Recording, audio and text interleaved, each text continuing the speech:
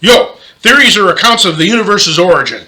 Knowledge that the physical universe is speedily expanding refutes antiquated creationist notions, but also refutes antiquated evolutionary notions. Now the Big Bang Theory dominates philosophy. However, contenders vie or have vied for the crown: the steady state theory and creationist ideas. First, the Big Bang Theory. Now, all sizable objects have gravitational pull. The more massive the object, the greater its gravity.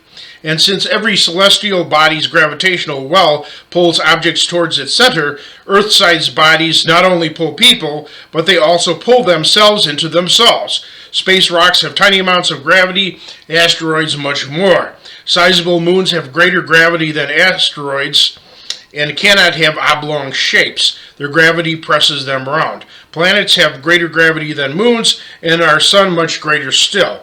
Giant stars with less density and many times our sun's mass are naturally vulnerable to collapsing. Collapsed stars initially become novae or supernovae, since liberated electrons and protons, subject to quantum physics, not gravity, violently dissipate.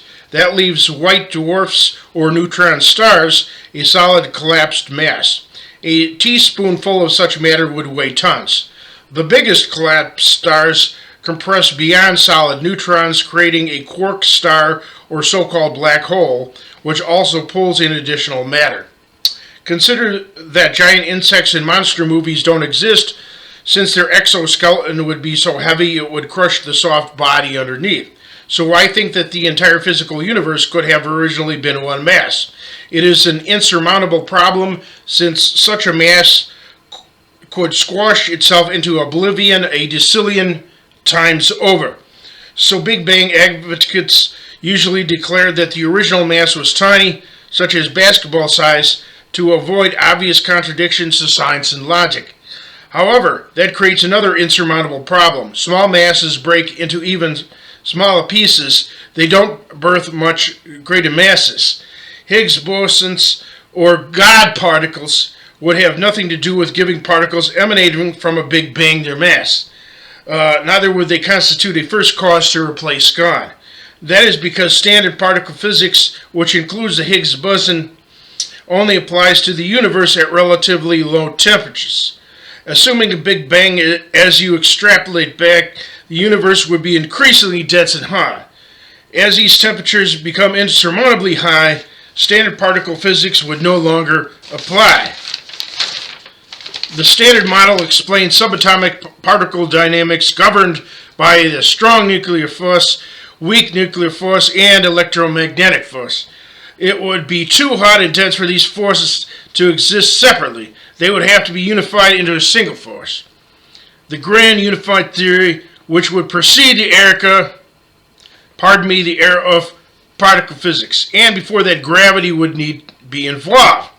The theory of quantum gravity has only a single particle type and single force existing for this early era. To go forward, subatomic particles, including Higgs bosons, would first need to arrive, and with the entire physical universe compressing to one solitary point, there would be no other sources to draw upon. Both variations of the Big Bang Theory also contradict Newton's first law. Bodies at rest remain so unless acted upon by an outside force. There's also a theory that quantifiable matter constitutes only a fraction of the universe. Another constituent, dark matter, may cause galaxies to speedily expand outward. Ironically, this theory, advocated by Big Bang scientists, can explain the expanding universe, rendering a Big Bang unnecessary. Besides, the extreme speed at which space objects move may be as natural to them as slower speeds are to terrestrial objects. There's no standard to determine how fast space objects should move. Therefore, postulating a monstrous cherry bomb effect is uncalled for. Besides, the material universe is not expanding out from a center in space, it's expanding uniformly. And according to Big Bang theorists, the subsequent universe began with the production of equal amounts of antimatter and matter. And we know that matter and antimatter cancel each other out. So there should be roughly the same amount of matter and antimatter in the universe. Yet matter is millions of times more prevalent. So, Antiparticles would need to operate under a different law of physics besides the standard model and theoretical grand unified theory. Yet there is no evidence for anything outside of these. Also, a foundation of modern physics is that nothing can travel faster than the speed of light. And scientists agree that our observable universe is around 93 billion light years across, its actual size probably much larger. A light year is the distance a light travels in a year. But scientists also agree that the physical universe is only around 13.8 billion years old. Taken together, that violates basic mathematics.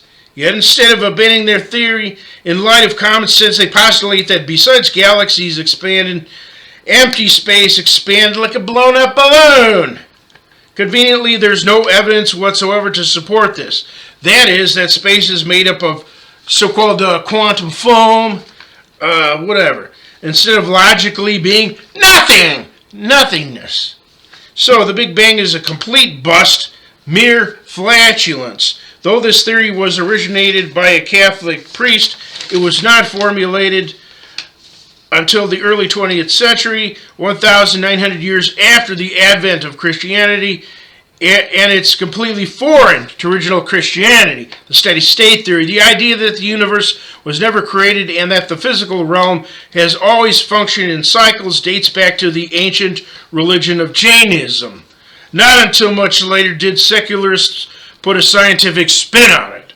This universe is a giant lava lamp idea does not violate Newton's first law and would dispose of the need for first cause. However, according to Newton's third law, we would need a so-called endless law of dominoes or turtles all the way down, infinite regress. So what that is.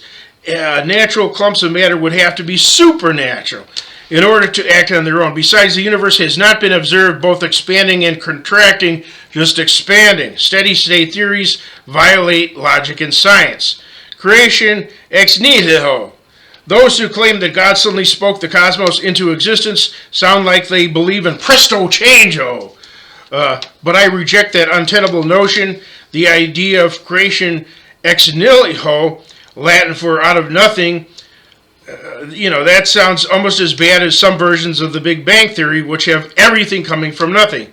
Here they just add God. This has been challenged as far back as Greek philosopher Parmenides, circa 540 to 480 BC, and his ex nihilo nihil fit, nothing comes from nothing. Instead, since I, a mere human, have dreams so vivid that they're often indistinguishable from reality, perhaps God, being incredibly more capable, slowly and carefully molded the universe of physical reality with his mind. Creatio ex Dei, coupled with creatio ex materia, as one's dreams emanate from one's mind. However, the supernatural being was able to go a step further, making his dreams reality. Quoting Shakespeare's Tempest, Act 4, Scene 1. We are such stuff as dreams are made of, and our little life is rounded with a sleep.